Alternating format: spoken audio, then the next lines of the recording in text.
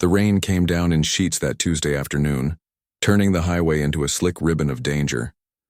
Victoria Chen gripped the steering wheel of her Mercedes as the engine made another concerning sound, a grinding noise that had been growing louder for the past 10 miles. She was supposed to be at the board meeting in 2 hours, presenting the quarterly results that would determine whether her position as CEO remained secure. The pressure had been building for months, and now her car was betraying her at the worst possible moment. When the engine finally gave up with a shudder and a cloud of steam, Victoria managed to coast onto the shoulder of a quiet road on the outskirts of the city. She sat there for a moment, watching the rain blur her windshield, feeling the weight of everything pressing down on her shoulders. Her phone showed no signal, which seemed impossible in this day and age, but somehow felt fitting for how her week was going. She grabbed her briefcase and stepped out into the rain, her expensive heels immediately sinking into the muddy grass. The downpour soaked through her tailored suit within seconds. Victoria looked around desperately, spotting a small auto repair shop about a quarter-mile down the road. The sign was faded and weathered, reading Marcus & Son Auto Repair in letters that had seen better days. By the time she pushed through the shop's front door, she was drenched and shivering. The small waiting area smelled of motor oil and coffee. Behind the counter stood a man in his early 30s, wiping his hands on a rag. He was tall, with kind eyes and grease stains on his work shirt. His name tag read Marcus. "Rough day?" he asked, a gentle smile crossing his face as he took in her bedraggled appearance. Victoria tried to smooth her wet hair back, suddenly aware of how she must look. "My car broke down about a quarter-mile up the road. The engine just died. I need it fixed immediately. I have an extremely important meeting." Marcus nodded, setting down his rag. "Let me grab my keys and we'll go take a look. You can wait here where it's dry, or come with me if you prefer." Something about his calm demeanor made Victoria feel slightly less panicked. "I'll come with you," she said. "I need to know what we're dealing with." They drove in Marcus's old pickup truck through the rain. Victoria noticed the truck was immaculately maintained despite its age. Tools were organized neatly in the back, and the interior was spotlessly clean. It said something about the person, she thought, this attention to detail even in small things. When they reached her Mercedes, Marcus popped the hood and examined the engine with a practiced eye. Victoria stood beside him under an umbrella he'd brought, watching him work. He didn't rush, didn't make assumptions. His hands moved with confidence and care. "Your coolant hose has a split," he said after a few minutes, "and it looks like your water pump is failing. That's what caused the overheating. The good news is I can fix it. The bad news is I don't have a water pump for a Mercedes this model at my shop. I'd have to order it, which means a day or two." Victoria felt her heart sink. "A day or two? That's impossible. I need this car today, right now." Marcus looked at her thoughtfully. "I understand it's urgent. Tell you what, let me make some calls. Maybe I can find the part locally. In the meantime, let's get your car towed back to my shop so it's not sitting out here in the rain." Within 30 minutes, the Mercedes was in Marcus's garage. Victoria paced in the waiting area, making calls on the shop's landline since her cell still had no signal. She reached her assistant, explained the situation, and rescheduled the board meeting for the following day. It felt like admitting defeat, but there was no other choice. When she hung up, Marcus appeared in the doorway. "I found a water pump at a shop across town. They're holding it for me, but I need to pick it up before they close in an hour. The thing is, I'm the only one here today. My usual helper called in sick." "Go," Victoria said immediately. "I'll watch the shop." Marcus raised an eyebrow. "You sure? You look like you've got other places to be." "I've already rescheduled everything," Victoria admitted. "Besides, how hard can it be to answer a phone?" Marcus grinned. "All right then. I should be back in about 90 minutes, traffic depending. There's coffee in the pot and help yourself to anything in the fridge." After he left, Victoria found herself alone in the small shop. She changed out of her wet blazer, hanging it to dry, and rolled up the sleeves of her silk blouse. The coffee was strong and hot, exactly what she needed. She wandered into the garage area, looking at the various cars in different states of repair. The place was humble, but everything was organized with care. Tools hung in precise order on the wall. The floor was swept clean despite the day's work. There were photos on the wall, showing Marcus with an older man who must have been his father, both smiling proudly in front of the shop. The phone rang, jolting her from her thoughts. Marcus and Son Auto Repair, she answered, surprised at how natural it felt. An elderly woman's voice came through. Is Marcus there? My car's been making a funny noise. Victoria grabbed a notepad. He's out picking up a part, but he'll be back soon. Can I take your information and have him call you back? As she took down the details, Victoria realized she was actually enjoying this. There was something refreshing about the simplicity of it, the straightforward problem-solving. In her world of corporate politics and endless meetings, problems were rarely this concrete. 2 more calls came in before Marcus returned, his shirt now as wet as hers had been. He carried a box with the water pump, looking pleased. Got it. And I see you've been handling things, Mrs. Patterson called. And Mr. Lee and someone named Danny who didn't leave a last name but said you'd know which Danny? Victoria reported, handing him the notes she'd taken. Marcus laughed, a warm sound that filled the small space. That's Danny Rodriguez. He's always forgetting to leave his last name. This is great, thank you. Now let me get to work on your car. With any luck, I'll have you back on the road before dinner. Victoria watched as Marcus worked on her Mercedes with the same careful attention he'd shown everything else. He explained what he was doing as he went, not talking down to her but treating her like an intelligent person who might actually want to understand. It was refreshing after so many meetings where people either patronized her or tried to intimidate her. You really love this work, don't you? She found herself asking. Marcus looked up from under the hood, a streak of grease on his cheek. I do. There's something satisfying about taking something that's broken and making it work again. Plus, I like helping people. Everyone needs their car to work, you know. It's how they get to their jobs, how they take care of their families. When I fix someone's car, I'm helping them keep their life running. His words struck something deep in Victoria. When was the last time she'd felt that kind of purpose in her work? Somewhere between climbing the corporate ladder and fighting to stay at the top, she'd lost sight of why she'd wanted to lead a company in the first place. What about you? Marcus asked, returning his attention to the engine. What do you do? Victoria hesitated. I run a company. We make software for logistics management. That sounds complicated. It is, Victoria admitted. Sometimes I think it's too complicated. We've grown so fast that I barely recognize it anymore. Marcus nodded thoughtfully. My dad used to say that growth without foundation is just a house of cards waiting to fall. He built this business slowly, one customer at a time, making sure each person left happy. When he passed it on to me, it was small but solid. They talked while he worked, and Victoria found herself opening up in a way she hadn't with anyone in years. She told him about the pressure from the board, the expectations, the constant fear of failure. He listened without judgment, occasionally offering a perspective that was refreshingly grounded. As the afternoon wore into evening, the rain finally stopped. Golden light filtered through the garage doors. Marcus tightened the last bolt and started the engine. It purred smoothly, all traces of the earlier problem gone. Good as new, he said with satisfaction. Actually, probably better than it's been running in a while. I noticed a few other small things and took care of them while I was in there. Victoria stood there, keys in hand, suddenly reluctant to leave. In this garage, with this man who fixed things and found purpose in helping people, she'd felt more at peace than she had in months. Victoria wrote the check for the repair, but her hand lingered over the paper. The amount Marcus charged was remarkably fair, almost too fair for the level of service and speed he'd provided.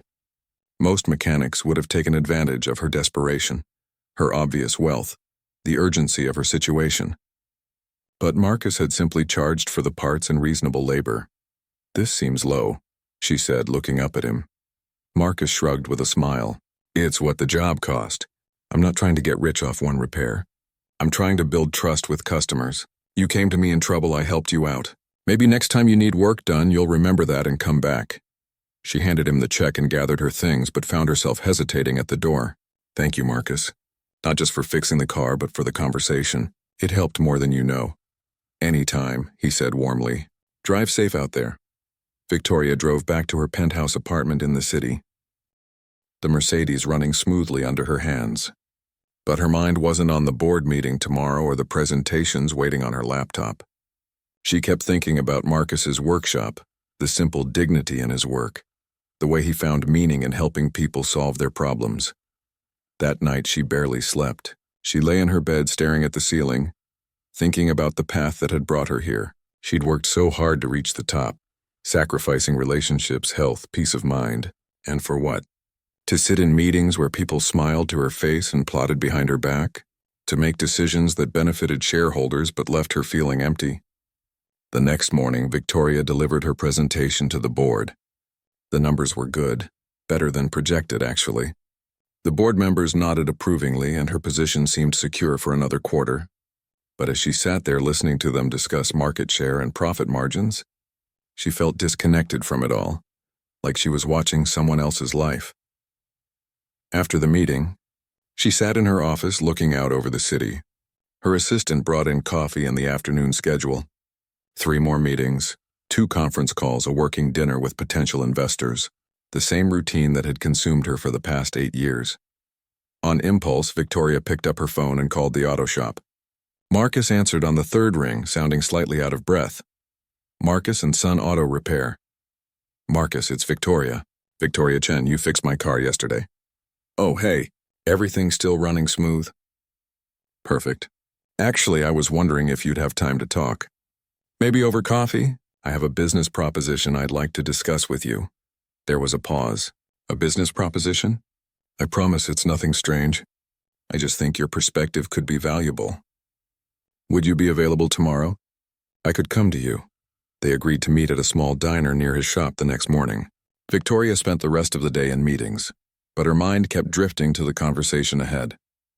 She wasn't entirely sure what she was going to propose, but she knew she needed to explore this feeling that had been growing since she'd left his garage. The next morning, she arrived at the diner in jeans and a simple sweater, her hair pulled back in a ponytail. No power suit, no armor. Marcus was already there, sitting in a booth with 2 cups of coffee. He smiled when he saw her, standing to shake her hand. You look different, he said. More relaxed. I feel different, Victoria admitted, sliding into the booth. Yesterday at the board meeting, I should have felt triumphant. The numbers were great, everyone was pleased. But all I could think about was our conversation in your garage. Marcus listened as she explained her growing dissatisfaction with the corporate world. The feeling that she'd lost sight of why she'd started in business in the first place. She talked about how his simple philosophy of helping people and building trust had resonated with her. So what's the business proposition? Marcus asked gently. Victoria took a deep breath. I want to learn from you. Not officially, nothing formal, but I'd like to spend some time at your shop, understanding how you run your business, how you interact with customers, how you find satisfaction in what you do. I think I've forgotten some fundamental things about business, and I think you could help me remember. Marcus studied her carefully. You want to work at my auto shop? You, a CEO? Not work exactly. More like observe, learn. I'd pay you for your time, of course. I don't want your money, Marcus said firmly, but I'll make you a deal. You come help out around the shop a few days a week. Answer phones, talk to customers, maybe learn some basic maintenance. In exchange, you can teach me about the business side of things. Bookkeeping, marketing, that stuff. My dad handled most of that, and I've been making it up as I go since he passed. Victoria felt something light up inside her. Really, you'd be willing to do that? Why not? Sounds like we could both learn something. They shook hands across the table, and Victoria felt like she was embarking on something important, though she couldn't quite articulate what it was. They agreed she'd start coming to the shop 3 mornings a week, early before her corporate obligations took over. The first morning Victoria showed up at the garage, Marcus handed her a pair of coveralls with a grin. They're my spare. They'll be too big, but we can't have you getting that nice outfit dirty. She laughed and put them on, rolling up the sleeves and legs. Marcus showed her around properly this time, explaining his system for organizing work orders, how he prioritized jobs, how he communicated with customers. Everything was remarkably simple but effective. The key is honest communication, Marcus explained as they walked through the garage. If I can fix something cheap, I do that. If a car needs serious work, I tell them straight. Sometimes I tell people their car isn't worth fixing, and they should look for something else. I lose business that way, but I gain trust, and trust brings people back. Victoria spent that first morning answering phones, greeting customers, and watching Marcus work. She met Mrs. Patterson, whose car was making the funny noise. Marcus found the problem, a loose belt, and fixed it in 15 minutes. He charged her $20. Mrs. Patterson tried to give him $40. The job was $20, Marcus said gently, handing her back the extra $20. "You're too kind," Mrs. Patterson said, her eyes misting. "My husband used to bring our car here when your father ran the place. I don't know what I'd do without you." After she left, Victoria turned to Marcus. "You could have charged her more. She was willing to pay it." "I know," Marcus said, "but she's on a fixed income. $20 is fair for 15 minutes of work. She leaves happy, I leave happy, and next time she needs real work done, she'll trust me completely." Over the following weeks, Victoria fell into a rhythm. She'd arrive at the shop at 7 in the morning, work until 11, then head to her office for afternoon meetings. She learned to change oil, rotate tires, and diagnose common problems. More importantly, she learned about the community that revolved around the small shop. There was Danny Rodriguez, who brought his work van in regularly and always brought homemade tamales for Marcus. There was Mr. Lee, who'd been coming to the shop for 20 years and treated Marcus like a son. There was Sarah, a single mother whose car Marcus kept running on a tight budget, often finding creative solutions to expensive problems. Each person had a story, and Marcus knew them all. He remembered birthdays, asked about kids, offered advice when people were struggling. The garage wasn't just a business, it was a hub of human connection. One rainy afternoon, Victoria watched Marcus spend an extra hour with a young couple whose car had broken down on their way to visit family. He couldn't fix it that day, but he called around to rental places, found them a good rate, and drove them to pick it up in his own time. They tried to tip him. He refused. "Why do you do that?" Victoria asked after they left. "Give so much of yourself?" Marcus wiped his hands on a rag, considering the question. "My dad taught me that every interaction is a chance to make someone's day better or worse. We choose which one." These folks were stressed, worried about missing time with family. I had the power to reduce that stress. Why wouldn't I? Victoria realized that this was what she'd been missing in her corporate life. Every decision she made affected real people, employees with families and dreams and struggles. But somewhere in the abstractions of spreadsheets and projections, she'd lost sight of those human connections. She'd started thinking in terms of resources and assets rather than people. As the weeks turned into months, Victoria found herself looking forward to her mornings at the garage more than anything else in her schedule. She'd arrive with coffee for both of them, and they'd spend the first few minutes planning the day's work while watching the sun rise through the garage doors. Marcus, for his part, had started implementing some of Victoria's business advice. She'd helped him set up a simple digital bookkeeping system, created a basic website for the shop, and developed a customer loyalty program that rewarded repeat business. The shop was busier than ever, but Marcus managed to maintain the personal touch that made it special. One morning, Victoria arrived to find Marcus looking troubled. He was staring at a letter on his desk, his usual easy smile nowhere to be found. "What's wrong?" she asked, setting down the coffee. Marcus handed her the letter. It was from a development company offering to buy the property where the shop stood. The amount was substantial, enough to retire on comfortably. But there was a deadline. They needed an answer within 30 days. "They want to tear it down and build luxury condos," Marcus said quietly. "This shop has been here for 40 years. My dad started it with almost nothing, built it into something that matters to people, and now someone wants to erase it for apartments that most of my customers couldn't afford to live in." Victoria read through the letter carefully. "What do you want to do?" "I don't know," Marcus admitted, running a hand over his face. "The money would be life-changing. I could pay off everything, maybe start fresh somewhere else. But this place, these people, this community, it's not just about money." Over the next few days, Victoria couldn't stop thinking about Marcus's dilemma. She watched him interact with his customers, saw the way the shop served as more than just a place to fix cars. It was where Mr. Lee came to escape his empty house after his wife passed. It was where Sarah brought her daughter after school while her car was being serviced, and Marcus would patiently explain how engines worked to the curious 8-year-old. It was where Danny and his friends gathered on Friday afternoons to talk about their week. The shop was a vital piece of the neighborhood's fabric, and Victoria realized that this was what she'd been searching for in her own work. Purpose beyond profit, impact beyond balance sheets. One evening, after a particularly long day at both the shop and her office, Victoria sat in her apartment staring at her laptop. She'd been researching, running numbers, exploring possibilities. An idea had been forming, something that felt both terrifying and exciting. She called Marcus. "Can we meet?" I have an idea about your situation with the developers." They met at the diner again, and Victoria spread out papers on the table between them. "I've been thinking about your shop and what it means to the community, and I've been thinking about my company and what it's become. I started it because I wanted to solve problems, to make things better. But somewhere along the way, it became just about growth and profits." Marcus listened intently as she continued.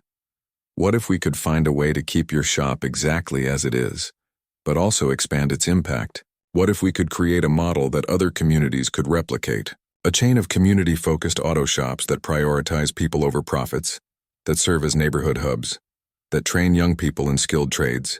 "That's a beautiful idea," Marcus said carefully. "But I don't have that kind of money, and I'm not sure I want to run a big operation. I like what I do here, small and personal." "You wouldn't have to change what you do," Victoria said, her words coming faster now as the vision crystallized. "You'd stay right here, running this shop exactly as you always have. But I could use my resources to purchase similar properties in other neighborhoods, find people like you who care about community, and help them build shops modeled on yours. We'd protect them from developers, provide training and support, but let each shop maintain its own character and connection to its community." Marcus stared at her. "You'd do that? Why?" "Because sitting here with you over these months, I've remembered why I went into business in the first place. I wanted to make a difference. Your shop makes a difference every single day in ways my company never has. Maybe this could be how I finally build something that matters." They talked deep into the night, Victoria sketching out business plans while Marcus asked questions and shared concerns. By the time they left the diner, they had the rough outline of something new. Marcus would be the consultant and model. Victoria would provide the business expertise and funding. They'd start small, maybe 3 or 4 shops in the first year, and grow carefully. But first, they had to save Marcus's shop from the developers. Victoria scheduled a meeting with the development company. She walked into their sleek conference room in her power suit, every inch the CEO they expected. But this time she carried Marcus's values with her. "Gentlemen," she began, "I understand you've made an offer on the property housing Marcus and Son Auto Repair. I'd like to make a counterproposal." She explained that she was prepared to purchase the property herself for more than their offer, ensuring the shop could stay. But more than that, she challenged them to think differently about their development. That neighborhood needs affordable housing, yes, but it also needs services, community spaces, businesses that serve the people who already live there.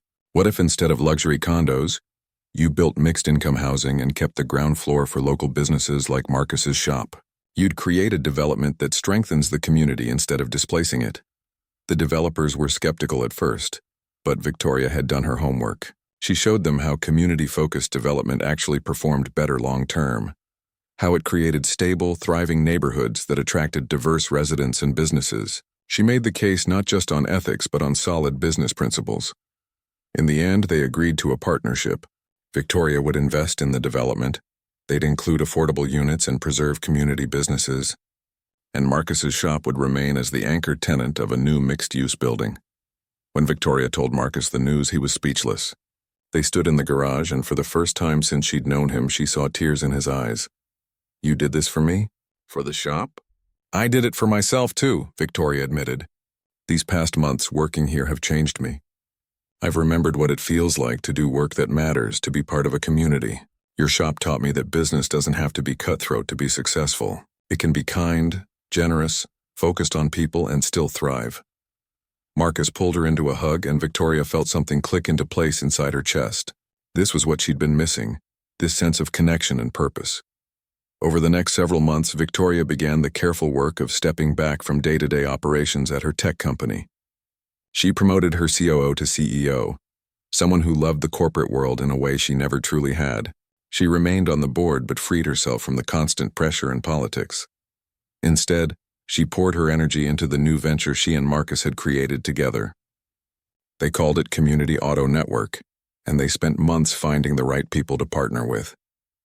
They looked for mechanics like Marcus, people who had the skills and the heart, who saw their work as service to their neighbors. They found Maria in a predominantly Latino neighborhood, who'd been running a small shop out of her garage and dreamed of having a real space.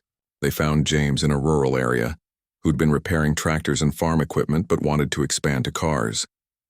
They found Keisha in an inner-city neighborhood, who'd trained as a mechanic in the military and wanted to bring jobs and stability to her community.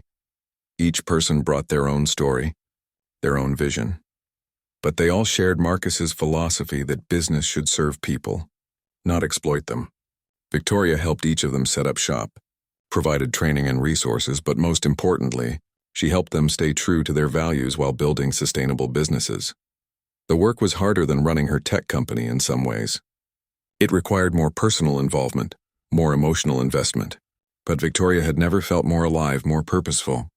She started each morning at Marcus's shop, working alongside him, learning continuously, and ended each day checking in with their growing network of community mechanics. Her former colleagues thought she'd lost her mind, taking a step back from a successful tech company to invest in auto repair shops. It didn't make sense by traditional business metrics, but Victoria had learned that there were more important measures of success than profit margins and stock prices. 1 year after her car had broken down on that rainy afternoon, Victoria stood in Marcus's garage during a celebration. The shop was packed with customers, neighbors, and the other mechanics from their growing network. They were celebrating not just the shop's survival, but the launch of their 10th community auto location. Mrs. Patterson was there, along with Danny, Mr. Lee, Sarah, and her daughter, and dozens of others whose lives had been touched by Marcus's kindness over the years.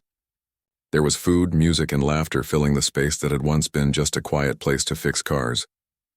Marcus stood beside Victoria, watching the celebration with a satisfied smile. "Did you ever think when your car broke down that day that this is where you'd end up?" Victoria laughed. "Not in a million years. I was so focused on getting to that board meeting, on holding on to my position, on proving myself. I couldn't see how empty it all was making me. And now I wake up every day excited about the work. It's harder in some ways, more complicated than just chasing profits, but it means something. We're not just fixing cars, we're building communities, creating jobs, showing young people that there's dignity in skilled trades." As if on cue, a teenage boy approached them nervously. His name was Deshaun, and he'd been apprenticing at the shop for the past 3 months. Marcus had taken him under his wing after the boy's school counselor reached out, looking for opportunities for students interested in automotive work. "Mr. Marcus, Miss Victoria," Deshaun said, his voice uncertain but proud, "I wanted to show you something." He led them to a car in the corner of the garage, an old Honda that had seen better days. "This is my mom's car. It's been making a knocking sound for weeks and she couldn't afford to bring it in. But you taught me how to diagnose engine problems and I figured out it was a bad bearing. I ordered the part with my apprentice pay and replaced it myself. It runs perfect now." Marcus's eyes gleamed with pride. "You did that on your own?" "Well, I used the manual and called you twice to make sure I was doing it right," Deshaun admitted. "But yeah, mostly on my own.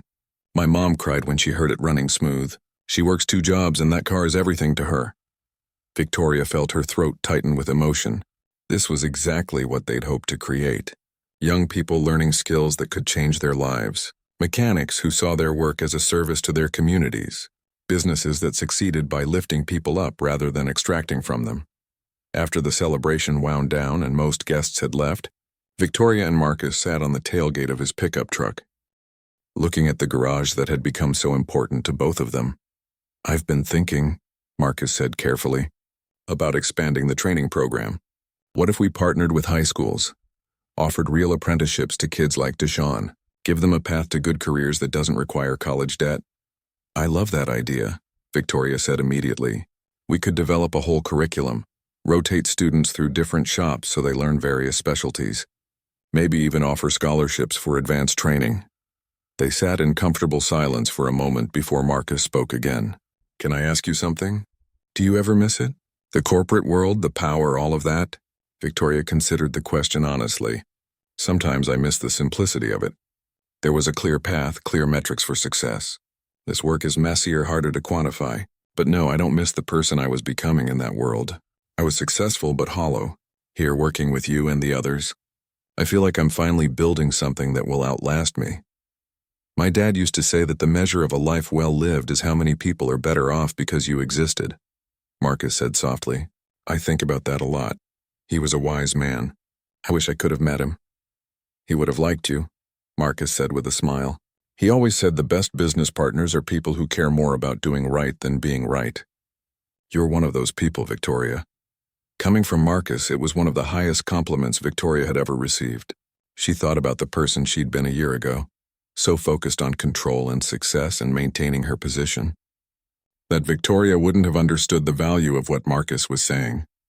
But this Victoria, the one who'd spent months learning the rhythm of honest work and community service, knew exactly what he meant. The following weeks brought new challenges. One of their mechanics in another city, Maria, called in distress. A large corporate chain had opened a location nearby, offering steep discounts to steal her customers. They had slicker marketing, faster service, and deeper pockets to sustain temporary losses. Victoria and Marcus drove out to meet with Maria. They found her in her shop, worried but determined.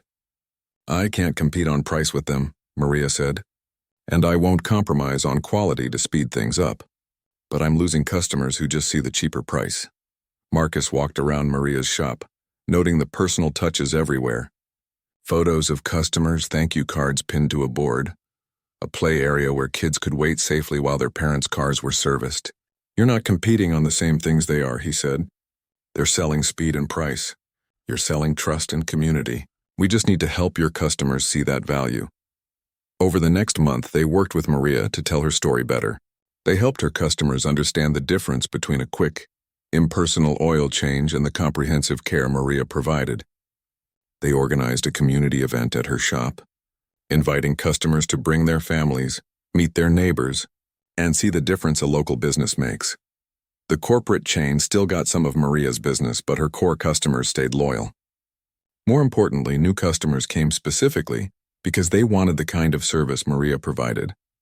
They were willing to pay a bit more and wait a bit longer for a mechanic who knew their names and their stories. Victoria realized that this was what their network offered that big chains never could. Each of their shops was woven into the fabric of its community. They weren't interchangeable corporate locations. They were gathering places, trusted resources, sources of stability in changing neighborhoods. But the work of building and maintaining this network was demanding. Victoria found herself stretched thin, traveling between locations, solving problems, raising funds, managing partnerships. One evening, she sat in her apartment surrounded by paperwork, feeling overwhelmed in a way she hadn't since her corporate days. Her phone rang. It was Marcus, checking in as he often did. "How are you holding up?" he asked, hearing the exhaustion in her voice. "I'm tired," Victoria admitted. "There's so much to do, so many people depending on us. Sometimes I wonder if I've taken on too much." "You know what I do when I feel overwhelmed?" Marcus said. "I go back to basics. I stop thinking about the big picture and just focus on the next customer, the next repair, the next moment of being helpful. The big things take care of themselves when you handle the small things with care." It was simple advice, but it helped. Victoria realized she'd started making the same mistake in this new venture that she'd made in her old life, focusing so much on growth and expansion that she was losing touch with the core purpose. They weren't building an empire, they were creating a network of community resources. Each shop had to be nurtured individually, not managed from a distance. She started spending more time at each location, not just checking numbers but getting to know the mechanics, the customers, the unique character of each community. She worked alongside them, answered phones, swept floors, listened to stories. It slowed down the expansion but deepened the foundation. At one shop, she met an elderly veteran who came in every week, not always needing service but clearly needing the conversation. At another, she watched a young mother beam with pride as she learned to change her own tire, gaining confidence along with the skill. At a third, she saw how the mechanic had become an informal counselor to young men in the neighborhood, offering advice and encouragement along with car repairs. These moments reminded Victoria why she'd walked away from corporate success. This work mattered in ways that quarterly profits never had. They were creating spaces where people felt valued, where skills were shared, where communities were strengthened one interaction at a time. 6 months later, Victoria sat across from a reporter who was writing a story about their network. "What made you leave a successful tech company to invest in auto repair shops?" the reporter asked. Victoria thought carefully about her answer. "I didn't leave success for failure. I left a narrow definition of success for a broader one. At my tech company, success meant market share and stock prices. In this work, success means Deshaun being able to fix his mother's car. It means Mrs. Patterson having a mechanic she trusts. It means neighborhoods keeping their local businesses instead of being displaced by development. Those things are harder to put in a quarterly report, but they're no less valuable. But surely you've sacrificed income. Money is a tool, not a goal, Victoria replied. I have enough. What I was missing was purpose, connection, the feeling that my work made people's lives genuinely better. I found all of that in a garage with a mechanic who took the time to show me a different way of doing business. 2 years after that rainy afternoon when her car broke down, Victoria found herself standing in front of a room full of business students at a local university. She'd been invited to speak about her unconventional career path, and as she looked at the eager young faces, she remembered being like them once, believing that success meant climbing as high as possible and holding on tight. I want to tell you about the day I realized I'd been climbing the wrong ladder, she began, and proceeded to share the story of Marcus, the garage, and everything that had followed. The students asked thoughtful questions afterward. One young woman raised her hand hesitantly. But don't you worry about financial sustainability? Can businesses really survive if they prioritize people over profits? Victoria smiled at the familiar concern. That's exactly the question I would have asked 2 years ago. But here's what I've learned. Prioritizing people doesn't mean ignoring profits. It means understanding that sustainable profit comes from genuine value creation. Our shops are profitable precisely because they serve their communities well. People pay for quality, honesty, and trust. They come back because they're treated with respect. That creates more stable, long-term success than any race-to-the-bottom pricing strategy. Another student asked, what if you'd never had that car breakdown? Would you have figured this out another way? It was a question Victoria had asked herself many times. I don't know, she admitted honestly. I was so trapped in my own way of thinking, so convinced that I had to maintain this image of success that I couldn't see alternatives. Sometimes we need life to literally force us to stop and break down before we can see clearly. I was fortunate that when I broke down, I ended up in Marcus's garage instead of somewhere else. After the talk, several students approached her wanting to know more about apprenticeships or jobs with their network. Victoria took their information and promised to connect them with opportunities. This was happening more often now. Young people drawn to work that offered both skill development and meaningful community impact.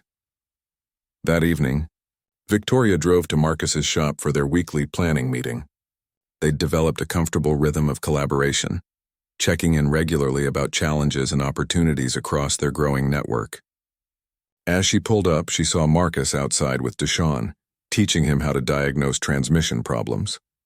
Deshaun had become a fixture at the shop, his initial nervousness replaced by growing confidence. He'd be graduating high school soon, and had already been accepted to a technical college on a scholarship Victoria had helped arrange.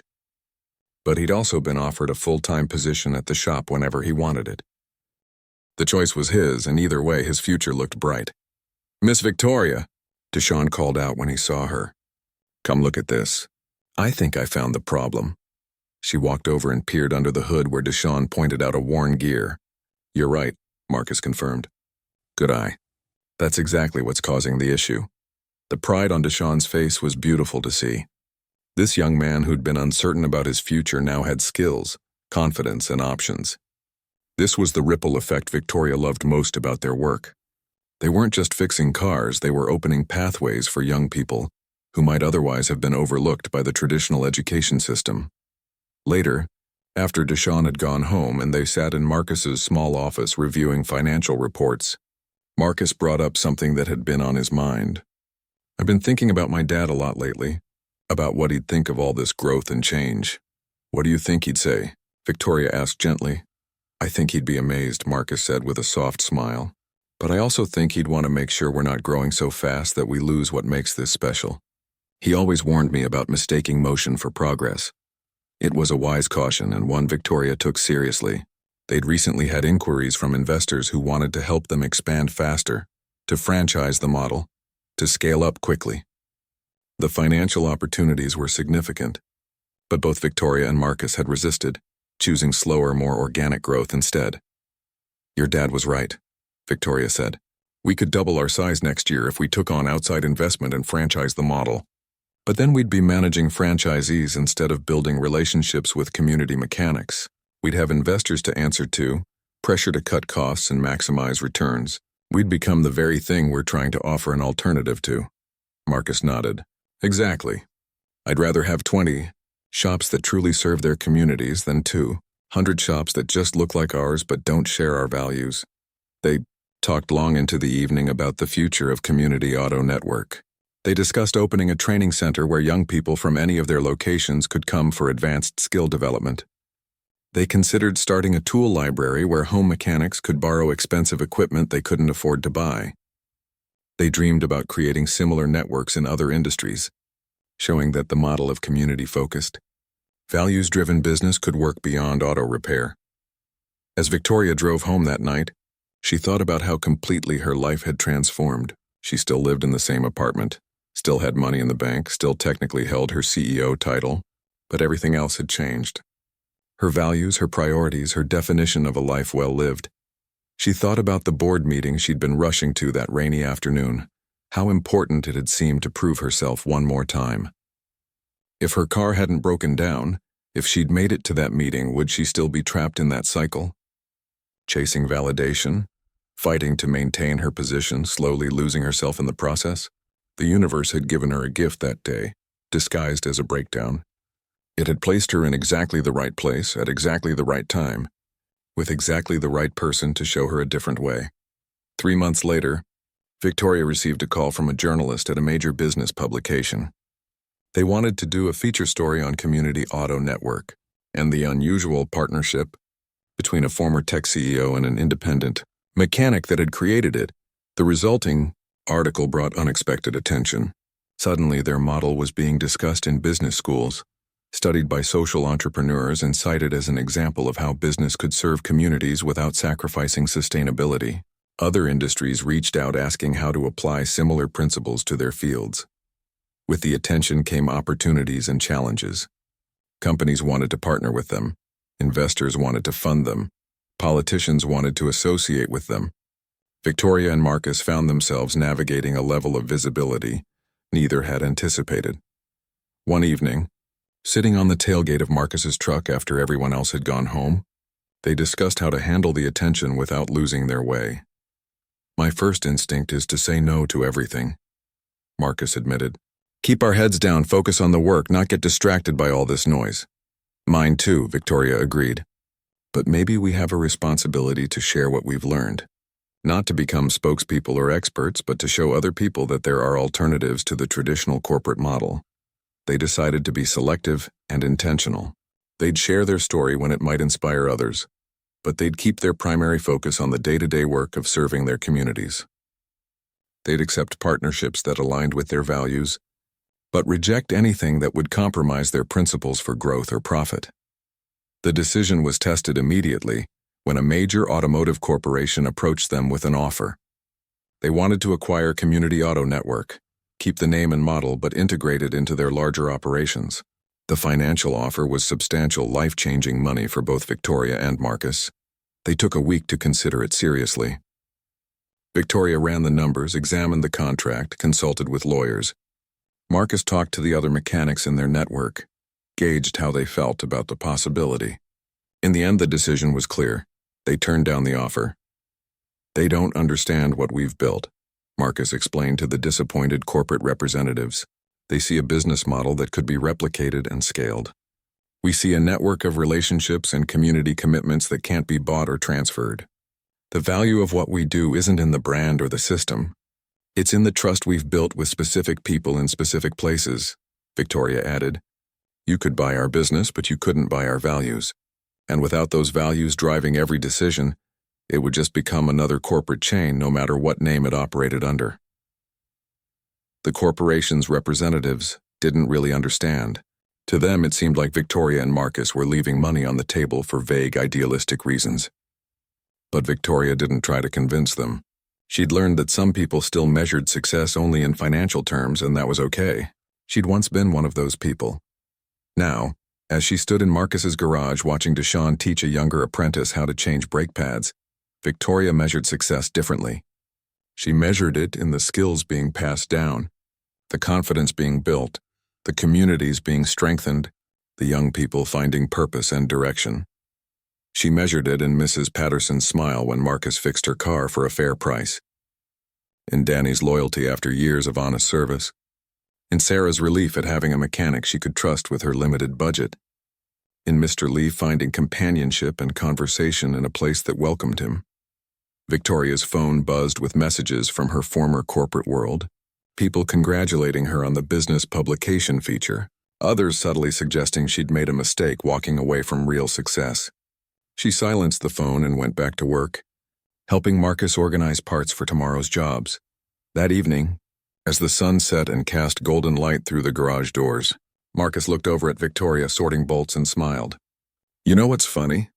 That day your car broke down, I almost didn't answer when you called. I was tired, it was late, and I was thinking about closing early. But something made me pick up. I'm glad you did," Victoria said simply.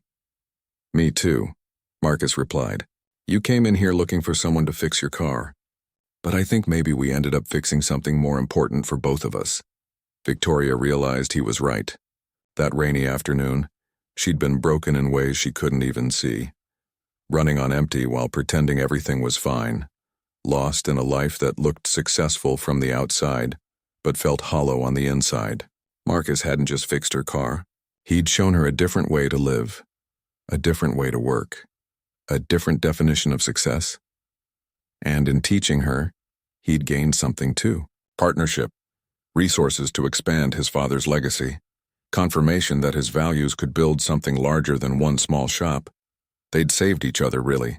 And in doing so, they'd created something that was now helping save others, offering young people opportunities, giving communities stable resources, proving that business could be both profitable and principled. As Victoria locked up the garage and headed to her car, she paused to look back at the shop.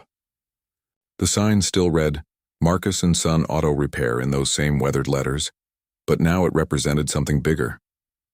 It represented possibility, proof that one chance encounter could change everything, evidence that the values of honesty, community, and service could sustain not just a single shop but an entire network.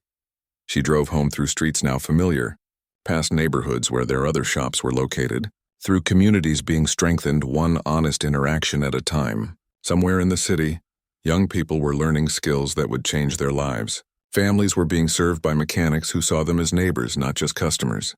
Communities were keeping local businesses that made their neighborhoods stronger. And it had all started because Victoria's car broke down on a rainy afternoon. And a mechanic named Marcus decided to help her. Not because he saw a business opportunity, but simply because it was the right thing to do.